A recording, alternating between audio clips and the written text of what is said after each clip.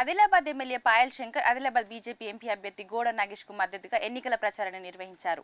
ఇందులో భాగంగా పట్నంలోని రామ్నగర్ శివాలయంలో ప్రత్యేక పూజలు చేశారు.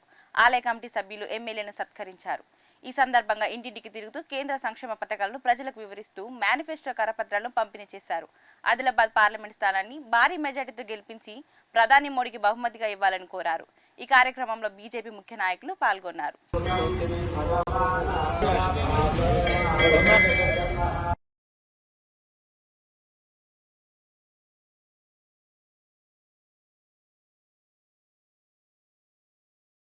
మూడవసారి దేశ ప్రధానమంత్రిగా నరేంద్ర మోడీ గారు కావాలని, అందులో భాగంగా ఆదిలాబాద్ పార్లమెంటు స్థానాన్ని భారీ మెజార్టీతో ఆదిలాబాద్ ప్రజలు గెలిపించి మోదీ గారికి బహుమతిగా ఇవ్వాలని ఈరోజు ప్రతి ఇంటింటికి ఎన్నికల ప్రచారం ప్రారంభించడం జరిగింది. ఆదిలాబాద్లోని రామ్నగర్లో ఇప్పటి వరకు ఉన్నటువంటి ఈ వాతావరణంలో ఏ ఇంటికి వెళ్ళినా, ఏ వార్డుకి వెళ్ళినా, గ్రామానికి వెళ్ళినా మేమంతా కూడా భారతీయ జనతా పార్టీకి మద్దతు ఇస్తున్నాం. నరేంద్ర మోడీ గారికే మా ఓటు అని ప్రజలంతా కూడా నిండు మనసుతో ఆశీర్వదిస్తున్నారు. పార్టీ ఏ రకంగానైతే ఎంఐఎం పార్టీతోని అంటగాగిందో, ఈరోజు ఏ రకంగా తాపత్రయపడుతున్నదో కాంగ్రెస్ పార్టీ మీ అందరికీ తెలుసు. అయోధ్యలో రామ మందిర నిర్మాణం పూర్తి చేసుకుని రామ్లీలా ప్రాణ ప్రతిష్ఠ తర్వాత జరుగుతున్నటువంటి మొట్టమొదటి ఎన్నిక. 500 సంవత్సరాల నుండి పరిష్కారం కానటువంటి సమస్యని నరేంద్ర మోడీ గారు ఏ రకంగా పరిష్కరించిండ్రో మనందరికీ. పాలకుర్తి మండలంలోని ఓ గార్డెన్లో వరంగల్ పార్లమెంట్ కాంగ్రెస్ పార్టీ ఎన్నికల సన్నాహక సమావేశం జరిగింది. పాలకుర్తి నియోజకవర్గ ఎమ్మెల్యే మామిడాల యశస్విని రెడ్డి, కాంగ్రెస్ ఇన్ఛార్జ్ హన్మల్ల ఝాన్సీ రెడ్డి ఆధ్వర్యంలో ఈ సమావేశానికి వరంగల్ కాంగ్రెస్ ఎంపీ అభ్యర్థి కడియం కావ్య, ఉమ్మడి వరంగల్ జిల్లాలోని కాంగ్రెస్ ఎమ్మెల్యేలు కడియం శ్రీహరి, రేవూరి ప్రకాష్ రెడ్డి, కేఆర్ నాగరాజు ముఖ్య నాయకులు హాజరయ్యారు. రానున్న ఎన్నికల్లో వరంగల్ ఎంపీ అభ్యర్థి కడియం కావ్యను భారీ మెజార్టీతో గెలిపించాలని కోరారు.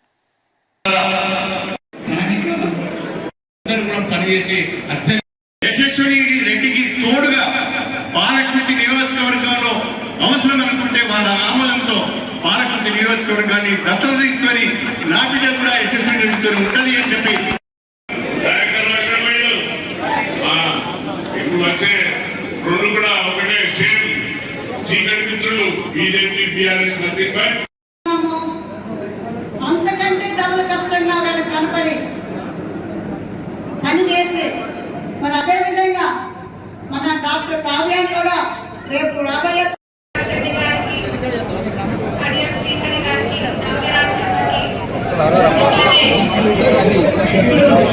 రైతుల పొలాలు లాక్కోవడము, రియల్ ఎస్టేట్ దందాలు చేయడము, తర్వాత రౌడీయిజము, అక్రమాలు, కొత్త లేఅవుట్లు వస్తే అందులో ఒక జాగా నాకు కావాలని బెదిరించడము. కానీ ఈ రోజు ఇక్కడ కాంగ్రెస్ జెండా ఎగరేస్తుంది అని అంటే మరి చాలా మంది అది సాధ్యమా అని చెప్పన్నారు. కానీ ఈ రోజు అసాధ్యాన్ని సుసాధ్యం చేసిన కార్యకర్తలందరికీ కూడా మనసు పూర్తిగా శిక్ష వచ్చి నమస్కరిస్తుందని చెప్పి డాక్టర్ బిఆర్ అంబేద్కర్ 133వ జయంతి వేడుకలను హైదరాబాద్ ట్యాంక్ బండ్ వద్ద రాష్ట్ర ప్రభుత్వం ఘనంగా నిర్వహించింది. ఈ కార్యక్రమానికి రాష్ట్ర governor CP Radhakrishnan, CM Revanth Reddy, Gaddar కూతురు కంటెస్టెడ్ ఎమ్మెల్యే వెన్నెల హాజరై అంబేద్కర్ విగ్రహానికి పూలమాల సమర్పించి ఘనంగా నివాళులర్పించారు. గవర్నర్ వచ్చే నేపథ్యంలో పోలీసులు మహిళల పట్ల దురుసుగా ప్రవర్తించారని అంబేద్కర్ సంఘాలు గవర్నర్ వాహనానికి అడ్డుపడ్డారు. ఈ మేరకు గవర్నర్ వారికి నచ్చచెప్పి వెళ్లిపోయారు.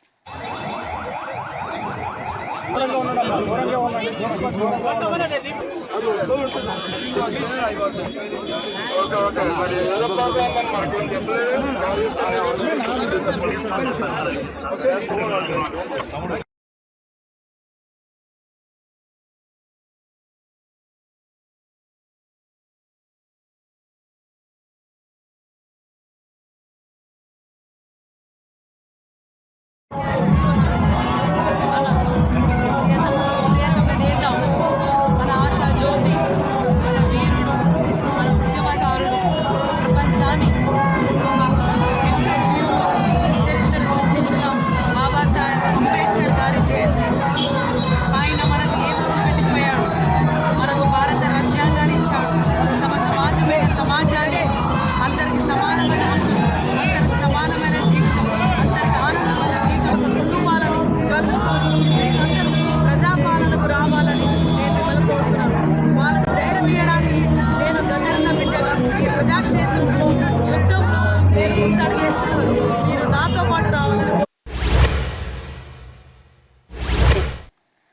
అఖిల భారత ఎస్సీ ఎస్టీ హక్కుల పరిరక్షణ సంఘం భద్రాద్రి జిల్లా ఇన్ఛార్జిగా భాస్కర్ రావును నియమించారు.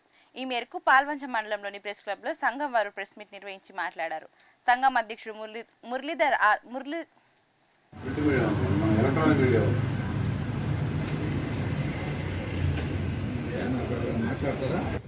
నా పేరు రాసూరి చంద్రశేఖర్. నేను secretary general all India SC ST rights protection society. ఈ all India SC ST rights protection society గత 50 సంవత్సరాల నుండి పనిచేస్తున్నటువంటి సంస్థ. గతంలో పబ్లిక్ సంస్థలు, ప్రైవేట్ సెక్టార్స్, వివిధ జిల్లాలు వాటిలో కూడా కంపెనీ కలిగి ఉన్నది. ఈ మధ్యకాలంలో అఖిల భారత ఎస్సీ ఎస్టీ హక్కుల పరిరక్షణ సంఘం భద్రాద్రి జిల్లా ఇన్ఛార్జిగా కల్వ భాస్కర్ రావును నియమించారు. ఈ మేరకు పాల్వంచ మండలంలోని ప్రెస్ క్లబ్ లో సంఘం వారు ప్రెస్ మీట్ నిర్వహించి మాట్లాడారు.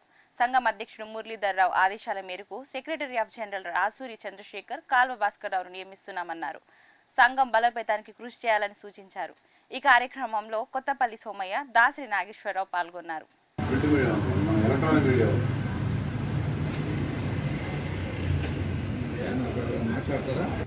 నా పేరు రాసూరి చంద్రశేఖర్. నేను secretary general all India SC ST rights protection society.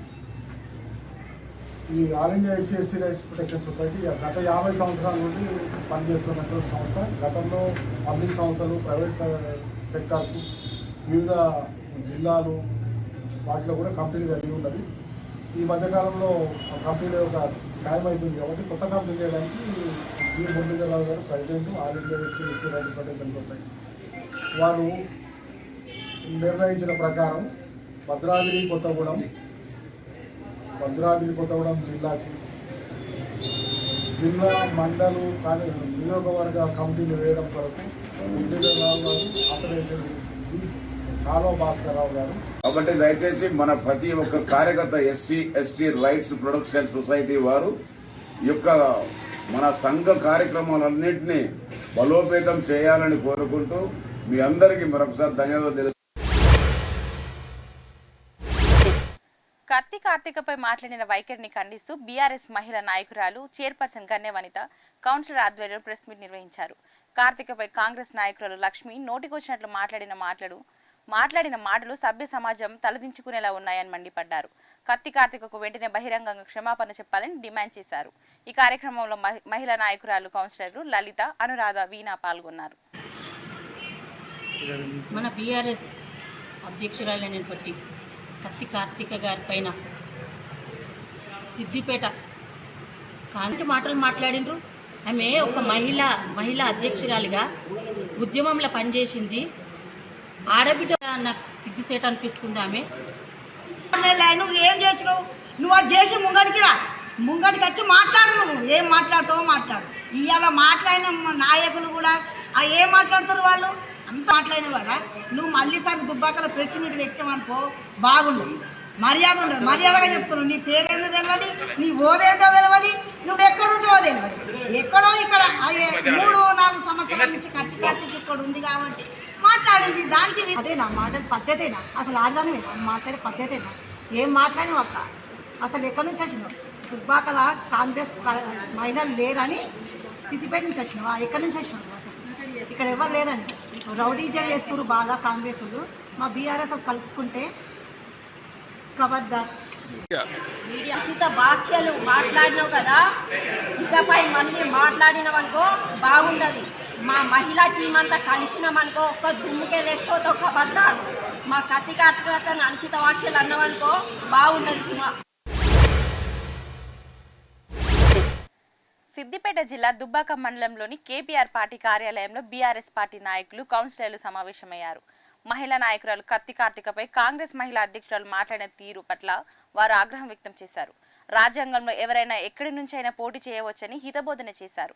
వెంటనే బహిరంగంగా కత్తి కార్తికకు క్షమాపణ చెప్పాలని డిమాండ్ చేశారు. ఈ సమావేశంలో బీఆర్ఎస్ నాయకులు పల్లె రామస్వామి గౌడ్, స్వామి, ఇల్లందుల శ్రీనివాస్ పాల్గొన్నారు.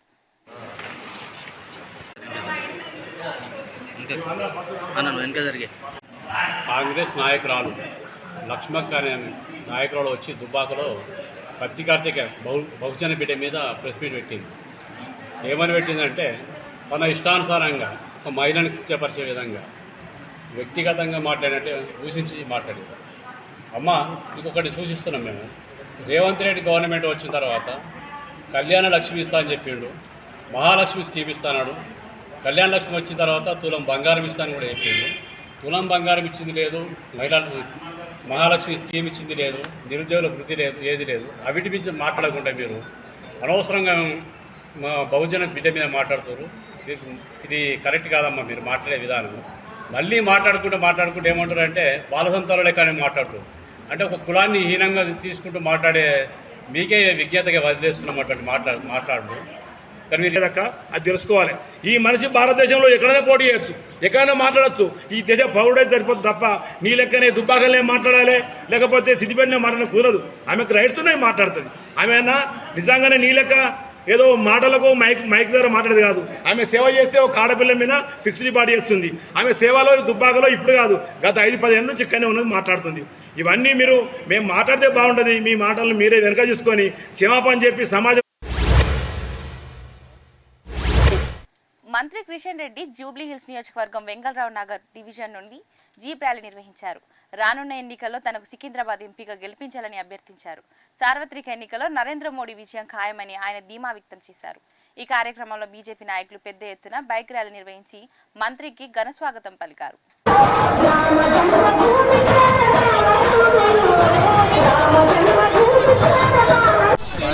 పార్లమెంట్ సభ్యులు కిషన్ రెడ్డి గారు ఈరోజు అప్పులు చేసు బంగారమమ్మో ఆస్తులమ్మో హాస్పిటల్లో డబ్బులు కట్టి మన ఆరోగ్యాన్ని కాపాడుకుంటున్నాం, వైపుని తీసుకుంటున్నాం.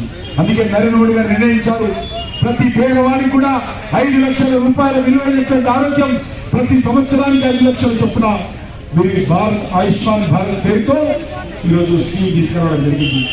ఈ రోజు కొత్త స్కీమ్ పెట్టారు. దాంట్లో ఇంతవరకు పేదవాళ్ళకు మాత్రమే ఆయుష్మాన్ భారత్ ఉండేది. ఈ రోజు నుంచి తెల్ల కార్డు లేకున్నా ఎవరైతే పేదవాళ్ళు ఉంటారో వాళ్ళందరూ కూడా మధ్యతరగతి ప్రజలకు, ఎవరైతే సీనియర్ సిటిజన్స్ ఉంటారో వాళ్ళందరూ కూడా ఆయుష్మాన్ భారత్ కార్డు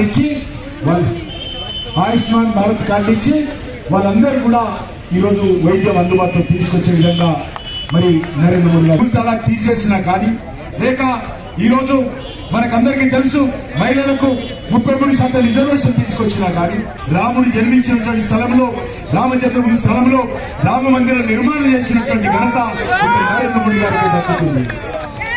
500 ఏళ్లుగా మన రాముడు. సోమాజిగూడ ప్రెస్ క్లబ్ లో ఆల్ ఇండియా మహిళా ఎంపవర్మెంట్ పార్టీ వారు ప్రెస్ మీట్ నిర్వహించారు. జాతీయ అధ్యక్షురాలు నువ్వేరే షేక్, తెలంగాణ ప్రెసిడెంట్ చాన్ మాస్క్ తన పార్టీ నాయకులతో కలిసి పార్టీ మేనిఫెస్టోని విడుదల చేశారు.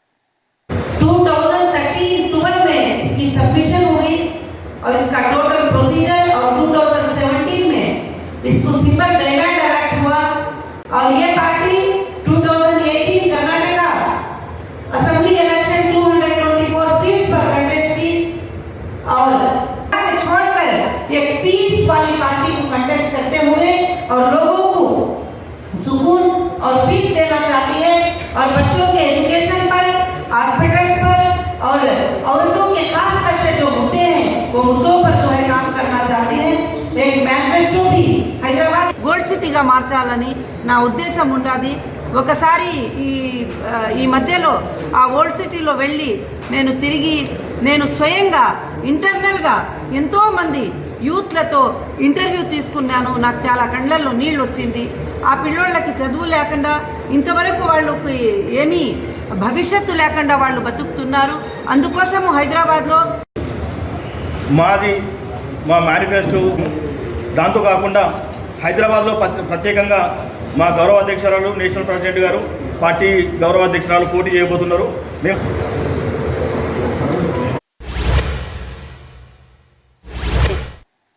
షేర్లింగంపల్లి మియాపూర్లోని ఓ గార్డెన్లో కాంగ్రెస్ పార్టీ బూత్ కమిటీ సభ్యుల సమావేశం జరిగింది. ఈ కార్యక్రమానికి చేవెళ్ల ఎంపీ అభ్యర్థి రంజిత్ రెడ్డి, షేర్లింగంపల్లి ఇన్ఛార్జ్ జగదీశ్వర్ గౌడ్, కాంగ్రెస్ నాయకులు, కార్యకర్తలు పాల్గొన్నారు. 2014 18 మళ్ళీ 23 అదే మాట ముచ్చట ఉంటుందా? నేను కొత్త ముచ్చట చెప్పాలి కానీ ఎప్పుడు అదే చెప్తాను. అంటే సంవత్సరానికి 2 కరోడ్ జాబ్స్ ఉందా అంటాడు. 2 కోట్ల ఉద్యోగాలు ఇస్తే వాళ్ళు ఎంత మంచి దేశం. అసలు 20 కోట్ల ఉద్యోగాలు వచ్చేది ఇప్పటివరకు. 7 లక్షల ఉద్యోగాలు 20 కోట్ల ఉద్యోగాలు ఇస్తా అని చెప్పి మళ్ళీ ఇప్పుడు చెప్తే మళ్ళీ వాళ్ళ పిల్లలు నమ్ముతున్నారు. పిల్లలు ఎందుకు భయమే పెడుతున్నారంటే మొత్తం 140 కోట్ల జనాభాలో 25% 30 ఏళ్ళ పిల్లలు ఉన్నారు కాబట్టి వాళ్ళని మభ్యలో పెట్టి వాళ్ళ వేసి పిల్లలు మాత్రం నిజంగానే పిల్లలు మాట్లాడుతున్నారు. పిల్లలకు తెలియ మనం చెప్పుకుందాం ఏవి ఉద్యోగాలు వాళ్ళని ఎందుకు నమ్ముతున్నారు. గెలుస్తానికి కావలసిన సలహాలు సూచనలు ఇచ్చి మిమ్మల్ని ప్రోత్సహించి ఒక ఊపు తీసుకొచ్చే ప్రయత్నంలో కూడా రాష్ట్ర నాయకత్వం ముఖ్యులు పెద్దలు అని గ్రామ సభ్యులు మాట్లాడుతున్నారు. నేను ఛాలెంజ్ ఇంత చొరవ చూపించి ఇంత మరి ఏదైతే సందర్భం మే 13th నాడు మెంబర్ ఆఫ్ పార్లమెంట్ ఎలక్షన్లు 250 మంది బూత్ సభ్యులు అవుతారు. వీళ్ళందరికీ 625 బూతులు ఉంటాయి. 625 బూత్కు 6250 మంది కనుక. ఇవి ఇప్పటివరకు ఉన్న బులెటిన్ అప్డేట్స్. మరిన్ని అప్డేట్స్ కోసం చూస్తుండండి V5 న్యూస్.